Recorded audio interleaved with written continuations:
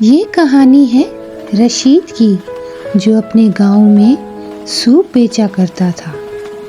وہ بہت محنت سے سوپ بناتا اور بازار میں آ کے بیچتا۔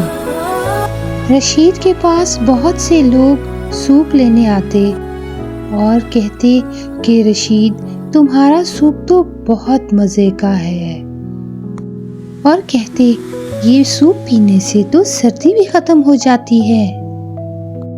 پورے گاؤں کے لوگ، مرد اور عورتیں سب ہی رشید سے سوپ لینے آتے۔ روزانہ کی طرح آج بھی رشید سوپ بیچ رہا تھا اور بہت سے لوگ اس سے سوپ لے رہے تھے۔ جس طرح سے پہلے لینے آتے آج بھی ویسے لے رہے تھے۔ لیکن اچانک کیا ہوا کہ رشید پریشان ہو گیا۔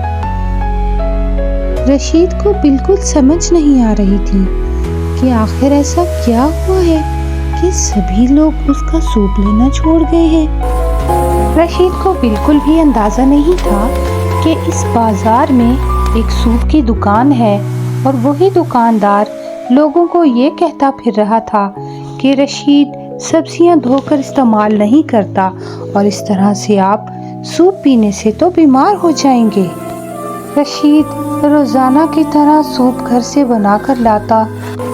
پورا دن گزر جاتا مگر کوئی بھی رشید کا سوپ نہ لیتا۔ رشید بہت پریشان تھا۔ وہ سوچ رہا تھا میں کیا کروں۔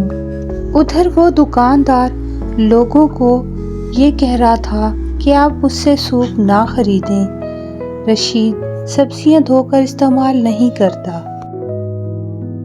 اگلے دن رشید اپنے گھر میں خود ہی سبزیاں دھو کر کاٹنے لگا۔ اس نے یہ سوچا کہ شاید مجھ سے کبھی کوئی غلطی ہو گئی ہو، شاید میں نے کبھی سبزیاں صحیح طریقے سے دھوئی نہ ہوں۔ اس طرح سے وہ مختلف سبزیاں کاٹنے لگا، اور رشید کی بیٹی اور رشید کی بیوی بھی رشید کی مدد کرنے لگی۔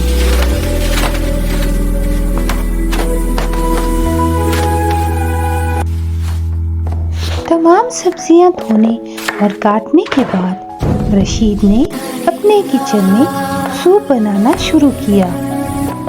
کچھ دنوں کے بعد رشید کا دوست اس سے ملنے آیا تو رشید نے اسے سب کچھ سچ سچ بتا دیا۔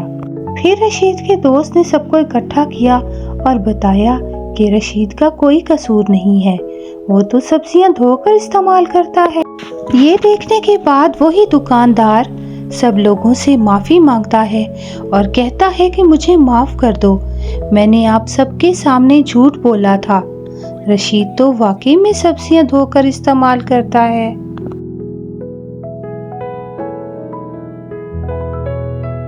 کچھ دنوں کے بعد وہی دکاندار اپنی دکان چھوڑ دیتا ہے اور ٹھیلا لگا کر سوپ بیچنے لگ جاتا ہے، جس طرح سے رشید بیچا کرتا تھا۔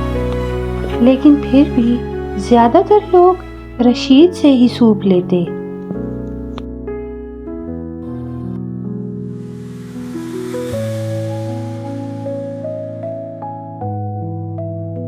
آہستہ بہت سے لوگ اس دکاندار سے بھی سوپ لینے لگے۔ وہ دکاندار بڑی محنت سے سوپ بناتا اور اسی ٹھیلے پر بیچتا جیسے کہ رشید بیچتا تھا۔ کچھ دنوں کے بعد رشید کا ٹھیلا ایک اچھی سوپ شاپ میں بدل گیا۔ اس کہانی سے ہمیں یہ سبق ملتا ہے کہ محنت اور ایمانداری کا صلہ ضرور ملتا ہے۔